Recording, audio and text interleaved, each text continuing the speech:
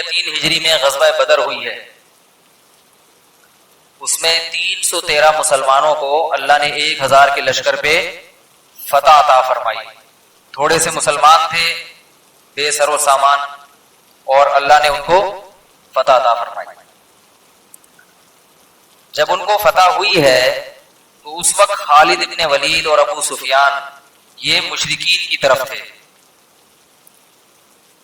انہوں نے انتقام کی ٹھانی کہ اس شکست کا ہم بدلہ لیں گے. سمجھ رہے؟ انہوں نے کہا کہ ہمیں جو شکست ہوئی ہے ہم اس کا بدلہ لیں گے لازم. تو انہوں نے مدینہ میں گھس کے مدینہ پہ چڑھ کے حملہ کرنے کا ارادہ کیا. رسول اللہ صلی اللہ علیہ وسلم کو اطلاع ملی کہ خالد ابن ولید اور ابو سفیان وہ لشکر لے کر آ رہے ہیں لڑائی کے لیے. مسلمان ویسے ہی بیچارے بہت کمزور تھے, اس وقت اس پوزیشن میں نہیں تھے کہ خود سے کسی پہ حملہ کریں, کیونکہ غزوہ بدر میں بھی دفاع کیا گیا ہے, وہ اتفاقی لڑائی تھی. مسلمان جنگ کے ارادے سے نہیں نکلے تھے. ایک کمزور قوم جس کے لیے اپنے آپ کو بچانا ہی مشکل ہو, وہ کہاں سے باہر نکل کے اور خود سے کسی پر حملہ کرے. یہ میں اس لیے کہہ رہا ہوں کہ لوگ کہتے ہیں کہ جو شروع میں جہاد نہیں ہوا وہ ایمان کی کمزوری کی وجہ سے نہیں ہوا. ایسا نہیں ہے. مکہ میں جو 13 سال جہاد نہیں ہوا وہ ایمان کی کمزوری کی وجہ سے نہیں, بلکہ وسائل کی کمی کی وجہ سے. نہ افرادی قوت تھی اور نہ وسائل کے لحاظ سے قوت تھی. اللہ نے اس دنیا کو اسباب کے ساتھ جوڑ دیا ہے. یہ جو آج کل بہت سے لوگ فنٹر بنتے ہیں نا, فنٹر گیری نہیں چلے گی. یہ ہمیشہ انسان کو نقصان پہنچاتی ہے کہ بس ایک جذبہ ہو, ولولہ ہو اور دشمن پہ چڑھ جاؤ. سامنے والے کے پاس بندوق ہے اور آپ کے پاس ولولہ ہے, تو آپ کا ولولہ اس کی بغیر ولولے والی بندوق سے جیت نہیں سکتا. وہ ایک ٹھا کرے گا, آپ کا جذبہ اور آپ کا ولولہ وہی کیا ہو جائے گا, ڈھیر ہو جائے گا. الٹی باتیں لوگ کرتے ہیں کہ جذبہ ہونا چاہیے, ولولہ ہونا چاہیے لڑائی کا. ایسا نہیں ہے بھائی. جہاد میں بھی بہت کچھ دیکھا جاتا ہے. دنیا میں بعض جگہوں پہ صحیح جہاد بھی ہو رہا ہے, لیکن جہاد کے نام پہ بہت جگہوں پہ فساد بھی ہو رہا ہے. کچھ ہے نہیں اور کھڑے ہو گئے, حکومتوں کے خلاف بغاوتیں شروع کر دی, لڑائی شروع کر دی. ایسی جنگ میں جھونک دیا مسلمانوں کو کہ اب وہ جنگ بند کرنا کسی کا نام, یعنی جنگ بند کرنا کسی کے بس میں نہیں ہے. مسلمانوں کی لاشوں پہ لاشیں گری چلی جا رہی ہیں, اس کو روکنے والا کوئی نہیں. یہ جو ینگ طبقہ ہے نا, نوجوان طبقہ, اس کے پاس جذبہ تو ہوتا ہے مگر نہ علم ہوتا ہے نہ یہ میچور ہوتے ہیں کوئی فیصلہ کریں. تو مکہ میں بھی جہاد نہیں ہوا کیونکہ اپنے آپ کو بچانا بڑا مشکل تھا. حضرت بلال رضی اللہ تعالیٰ عنہ ایمان قبول کرتے ہیں, ان کو گرم ریتوں پہ لٹایا جا رہا ہے, ان کے سینے پہ پتھر رکھے جا رہے ہیں. وہ کیسے لڑ سکتے ہیں بھائی, وہ تو اپنے آپ ہی کا دفاع نہیں کر پا رہے. اللہ تعالیٰ نے مسلمانوں کو حکم دیا کہ تمہارے لیے یہاں اپنے ایمان کی حفاظت مشکل ہے. مدینہ میں اللہ تعالیٰ نے ایمان کی فضا پیدا کر دی. اہل مدینہ بہت عرصے سے کسی نبی کا انتظار کر رہے تھے, بلکہ تاریخ کی بعض کتابوں میں اس قسم کا بھی کچھ آثار ملتے ہیں کہ مدینہ منورہ کے آباد ہونے کی وجہ ہی یہ تھی کہ یہود و نصارہ پڑھا کرتے تھے کہ آخر زمانے میں جو نبی آئے گا وہ اس علاقے میں ہجرت کرے گا. اس کی نشانیاں وہ دیکھ کر اس علاقے کو آباد کیا گیا ہے. تو آپ صلی اللہ علیہ وسلم کی اپنی قوم نے آپ کو قبول نہیں کیا, بہت تھوڑے لوگ مسلمان ہوئے. لیکن مدینہ میں یہ چرچا ہو گیا کہ وہ آخری نبی جس نے آنا تھا وہ آ چکا ہے. کیسی اللہ تعالی کی, یعنی اللہ کی کیسی رحمت ہے کہ محنت کہاں ہو رہی ہے اور اللہ اس کے اثرات. اس لیے مایوس نہیں ہونا چاہیے. آپ دین کی دعوت اور دین کا کام کرتے رہیں, اللہ تعالیٰ ناکامی کے نقشوں میں کامیابی پیدا کرتا رہے گا. تو مدینہ سے صحابہ چھپ کے آتے تھے. کتنا لمبا راستہ ہے, جو لوگ گئے ہیں وہ جانتے ہیں. مکہ سے مدینہ کتنا لمبا راستہ ہے، وہ کیسے پیدل طے کرتے ہوں گے یا کیسے اونٹوں پہ گھوڑوں پہ طے کرتے ہوں گے، عقل حیران ہو جاتی ہے اتنی شدید گرمی میں۔ وہاں سے میں تو جب جاتا ہوں نا، کبھی مکہ مدینہ جانا ہوتا ہے، اللہ بار بار لے کے جائے، میں یہی دیکھتا رہتا ہوں ان لوگوں کو راستے کیسے پتہ چلتے تھے، ہے بھائی ان کو کیسے پتا ہوتا تھا کہ یہاں سے ادھر جاؤ گے تو مدینہ آئے گا، ادھر جاؤ گے تو شام آئے گا، ادھر فلسطین ہے، پوری دنیا دیکھی ہوئی تھی، وہ لوگ جاتے تھے، سفر کرتے تھے۔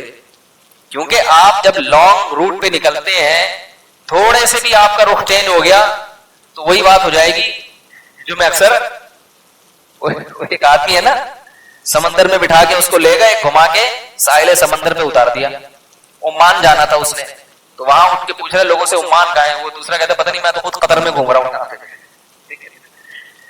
سمندر میں جا کے تھوڑی سی ڈائریکشن دائیں بائیں ہوئی، کہیں گئے کہیں نکل گئے۔ ایسے ہی صحرا میں بھی ایسے ہی۔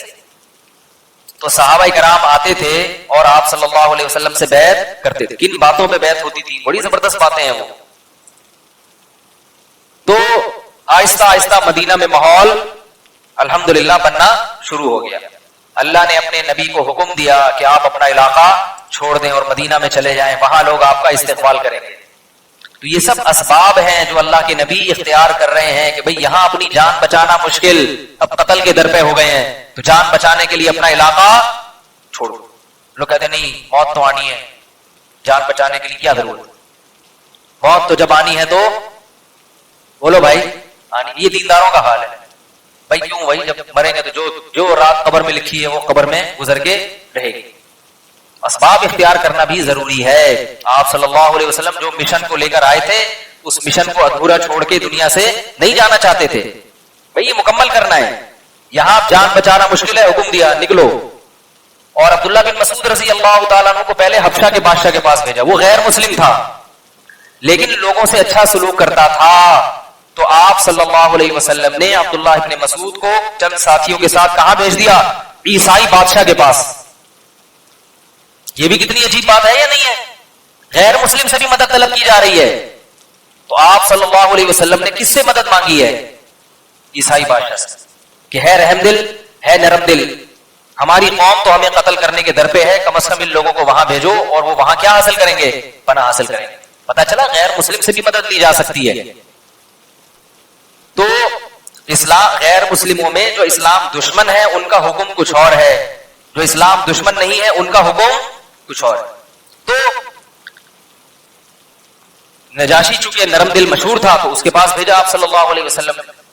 تو جب نبی صلی اللہ علیہ وسلم مدینہ ہجرت کر کے تشریف لے گئے تو وہاں مسلمانوں کے ساتھ سب سے بڑا مسئلہ تھا معاشی، کیونکہ ادھر سارا بزنس، سارا کاروبار، ساری پراپرٹی مکہ چھوڑ کے چلے گئے، سب کچھ۔ مصعب ابن عمیر ایسے مالدار صحابی تھے، جوان خوبصورت، بڑی تجارت تھی ان کی۔ صحابہ میں جتنے بھی مالدار ملیں گے نا سب تاجر تھے۔ اسلام میں تجارت کی اہمیت ہے، ملازمت کو اسلام نے اتنی لفٹ نہیں کرائی۔ تو رسول اللہ صلی اللہ علیہ وسلم کو سب سے بڑی آپ کے ساتھیوں کو مجبوری کیا تھی؟ بولو معاشی مسئلہ کہ بھئی کھائیں گے کہاں سے؟ تو انصار نے بہت بڑی قربانی دی کہ اپنے ساتھ ایک ایک قریشی صحابی کو مکہ سے آنے والے مہاجر کو شریک کر لیا۔ اس کے بعد پھر جو صحابہ مکہ سے آئے تھے نا ہجرت کر کے، انہوں نے کاروبار ڈھونڈنے شروع کیے، بزنس کرنا شروع کیا۔ بعض دوبارہ اپنے پاؤں پہ کھڑے ہو گئے، جن میں عبد الرحمن ابن عوف رضی اللہ تعالیٰ عنہ، مغیرہ ابن شعبہ نے دوبارہ ایسے کاروبار چلائے ہیں کہ پھر یہ کسی کے محتاج نہیں رہے۔ اور کچھ وقت کے بعد اسلام نے وہ حکم بھی منسوخ کر دیا مواخات والا، بلکہ حکم دیا کہ اب رشتہ داروں کو دوستیوں پر اہمیت ہے۔ سمجھ رہے؟ خیر، تو غزوہ بدر ایسے ہوئی تھی کہ کیونکہ یہ مدینہ میں لوگوں نے نکالا تھا، آپ کو ساری پراپرٹی چھین لی تھی، تو مسلمانوں کا حق بنتا تھا کہ اہل مدینہ سے اپنا حق، مکہ والوں نے نکالا تھا، ساری پراپرٹی چھین لی تھی، پورا مال اور اسباب چھین لیے تھے، جنگ ہو گئی تھی ان سے، تو مسلمانوں کے لیے جائز تھا کہ وہ ان کے قافلے پر شبخون مارے اور ان سے اسباب اور وسائل پہ قبضہ کریں۔ تو آپ صلی اللہ علیہ وسلم کو اطلاع ملی کہ شام سے تجارت کرتا ہوا ایک قافلہ مدینہ کے راستے سے ہوتا ہوا مکہ جا رہا ہے، ابو سفیان کا اور ابو جہل کا۔ ان کی جو تجارتی قافلہ ہے نا، یہ کہاں سے جا رہا ہے؟ ادھر سے۔ تو آپ صلی اللہ علیہ وسلم نے ارادہ کیا کہ اس قافلے پہ شب خون مارتے ہیں, حملہ کرتے ہیں, گوریلا وار ہوتی ہے نا, گوریلا کاروائی کر کے ان سے تجارتی مال چھین لیتے ہیں. کیونکہ جب کسی ملک سے آپ کا کوئی ایگریمنٹ نہیں ہے نا تو اس کا مال حلال ہوتا ہے. اس کی مثال ایسے جیسے بہت سے پاکستانی انڈیا میں گھس جاتے ہیں بغیر ویزا بغیر پاسپورٹ کے, تو وہاں کی گورنمنٹ آپ کو گرفتار بھی کرتی ہے اور بھیجتی ہے تو پورا کنگال کر کے, بعض دفعہ پیسے لے کے چھوڑتی ہے. اسی طرح کوئی انڈین بغیر پاسپورٹ ویزے کے پاکستان میں گھسے گا تو پھر ہم بھی اس کی پاجامہ پہنائیں گے, اتاریں گے نہیں بھائی. لیکن یہ حق, یعنی دنیا کا یہ قانون ہے, اس میں قتل بھی جائز ہوتا ہے. آپ نے دیکھا ہوگا پیرس بہت سے لوگ سلپ ہو جاتے ہیں غیر قانونی طریقے سے, تو وہاں جو بارڈر پہ فوجی کھڑے ہوئے ان کو گولی مار دیتے ہیں. یہ پوری دنیا کا ایک آج بھی لا ہے کہ آپ کسی ملک کا بارڈر اگر غیر قانونی طریقے سے کراس کریں گے تو پھر آپ نہ آپ کی جان محفوظ, نہ آپ کا مال محفوظ, سامنے والے کے لیے آپ کی جان بھی حلال اور آپ کا مال بھی حلال. تو یہ جو قانون جیسے آج ہے اس دور میں بھی تھا. چونکہ اہل مکہ سے جنگ تھی, کوئی معاہدہ کوئی ایگریمنٹ نہیں تھا, تو مسلمانوں کے لیے بالکل حلال تھا کہ کوئی قافلہ یہاں سے گزر رہا ہے تو اس پہ شب خون مارے, کیونکہ وہ کوئی معاہدے کے تحت کوئی ایگریمنٹ کے تحت تھوڑی گزر رہا ہے. تو آپ صلی اللہ علیہ وسلم نے ارادہ کیا اور 313 صحابہ کو لے کے چلے گئے, کیونکہ جنگ کا ارادہ نہیں تھا, ایک گوریلا وار کرنی تھی اور ان سے راشن وغیرہ اٹھانا تھا اور وہاں سے نکلنا تھا تاکہ مسلمانوں کی معاشی حالت بہتر ہو جائے. لیکن جب آپ صلی اللہ علیہ وسلم وہاں پہنچے ہیں قریب, تو یہ مخبری ہو گئی مشرکین مکہ کو. یہ غزوہ بدر کا پس منظر ہے, اس کو خوب سمجھیں کیونکہ اس کے بغیر یہ آگے کی آیتیں سمجھ میں نہیں آئیں گی. مخبری کس کو ہو گئی؟ مکہ میں رہنے والے غیر مسلموں کو, کافروں کے سردار کو. ابو سفیان بھی تھے جن میں خالد بن ولید بھی تھا. انہوں نے سوچا کہ ہم اپنے اس قافلے کی حفاظت کے لیے ایک بڑی فوج تیار کر کے بھیجتے ہیں, سمجھ رہے ہیں. تو انہوں نے 1000 کا لشکر بھرپور طریقے سے مسلح, گھوڑوں سے, اونٹوں سے لیس, وہ تیار کر کے بھیجا. اور ان کا خیال تھا, ان کو بلکہ پتا تھا کہ مسلمان بہت تھوڑے ہیں, مسلمانوں کو اطلاع تھوڑی تھی کہ ہمیں مخبری ہو جائے گی. وہ جنگ کی تیاری سے, یار بولے تو بات چلے گی نا آگے, وہ جنگ کی تیاری سے مسلمان نہیں آئے, لہذا وہ پوری طاقت کے ساتھ گئے. انہوں نے کہا مکہ میں تو یہ لوگ پکڑائی میں نہیں آئے, نکل گئے, اب ان کو چھوڑنا نہیں, اپنے قافلے کی بھی حفاظت کرنی ہے تجارتی, اور ان کو بھی تہس نہس کر دینا ہے. مسلمان اس صورتحال کے لیے ظاہری طور پر تیار تھے ہی نہیں. اب مسلمانوں کی رائے میں بھی اختلاف ہو گیا کہ بھائی وہ قافلے کی طرف چلیں یا اس لشکر سے لڑیں, یعنی کیا کریں ہم. اسی کو اللہ نے سورہ انفال میں بیان کیا, وَإِذْ يَعِدُكُمُ اللَّهُ إِحْدَى الطَّائِفَتَيْنِ أَنَّهَا لَكُمْ وَتَوَدُّونَ أَنَّ غَيْرَ ذَاتِ الشَّوْكَةِ تَكُونُ لَكُمْ, کہ تم یہ چاہتے تھے کہ وہ لشکر جس کی شان و شوکت نہیں ہے, یعنی تجارتی قافلہ, اس سے ہماری مٹ بھیڑ ہو جائے, لیکن اللہ چاہتا تھا کہ اس طاقتور لشکر سے تمہیں لڑوا دے. کیوں؟ یرید اللہ ان یحق الحق, کیونکہ اللہ یہ چاہتا تھا کہ آج دنیا کے سامنے حق کو واضح کر دے. پہلے سے اللہ کہتے نا کہ جاؤ جا کے لڑو, تو وہ مسلمان تو ذہنی طور پہ تیار نہیں ہوتے. تو اللہ فرماتے ہیں کہ اللہ یہ چاہ رہا تھا کہ تمہاری لڑائی کس سے ہو, اس طاقتور لشکر سے ہو جو 1000 کا لشکر ہے اور اسلحے سے لیس ہو کر آ رہا ہے. کیوں؟ اللہ اس موقع پر تمہاری مدد کر کے دنیا کو بتانا چاہتا تھا کہ اس جنگ میں خدا کس کے ساتھ ہے, مسلمانوں کے ساتھ. مسلمانوں کا حوصلہ بھی بلند ہوگا, اور ان مشرکین مکہ کو اللہ یہ دکھانا چاہتا تھا کہ تم اسباب اور وسائل کی کثرت کے باوجود بھی جنگ نہیں جیت سکے ان سے. تو وہ بدر کے مقام پر وہ لشکر پہنچا اور نبی صلی اللہ علیہ وسلم بھی یہاں پہنچے. ایک غیر متوقع صورتحال. یہ میں اتنی تفصیل اس لیے بتا رہا ہوں کہ آپ صلی اللہ علیہ وسلم نے جب بھی فیصلہ کیا گراؤنڈ ریئلٹیز کو سامنے رکھ کے فیصلہ کیا ہے. آپ صلی اللہ علیہ وسلم کبھی بھی 313 کو 1000 کے مقابلے میں لا کے کھڑا نہیں کرتے. یہ اتفاق سے اللہ نے کیا کر دیا, خود ہی کروا دیا کہ چلو میں اپنا ایک معجزہ ظاہر کرتا ہوں. یہ اس لیے کہہ رہا ہوں کہ آج بھی لوگ غزوہ بدر کا حوالہ دیتے ہیں کہ یار جب 313 کو 1000 پہ بغیر اس کے شکست ہو سکتی ہے تو ہم فلسطین پہ اور امریکہ پہ اور جاپان پہ اور پاکستان پہ اور اسلام آباد پہ اور افغانستان اور چیچنیا اور پتہ نہیں کہاں کہاں, اس پہ ہم خلافت کا جھنڈا کیوں نہیں گاڑ سکتے. اور اس کے بعد پھر کیا شروع ہو جاتا ہے, ایسا سلسلہ شروع ہو جاتا ہے کہ نتیجہ یہ نکلتا ہے ایجنسی والے اس کو اٹھا کے بند کر دیتے. آخر میں یہ ہوتا ہے پہلے تو بہت ہوتا تھا، اب یہ تھوڑا کم ہو گیا ہے. تو اللہ کے بندو، یہ غزوہ بدر جو ہوئی ہے یہ کیا تھا؟ اتفاقی واقعہ. نبی نے جب بھی فیصلہ کیا، آپ کی تاریخ خود جب فیصلہ کیا ہے، گراؤنڈ ریئلٹیز کو سامنے رکھ. لڑ بھی سکتے کہ نہیں لڑ سکتے؟ ایسا تو نہیں کہ بجائے فائدے کے شکست ہو جائے. ہمیشہ زمینی حقائق کو دیکھ کر فیصلہ کیا ہے. یہ لڑائی تھی اتفاقی، کرے کچھ چلنے کچھ کس ارادے سے نکلے تھے اور ہو کچھ اور گئے.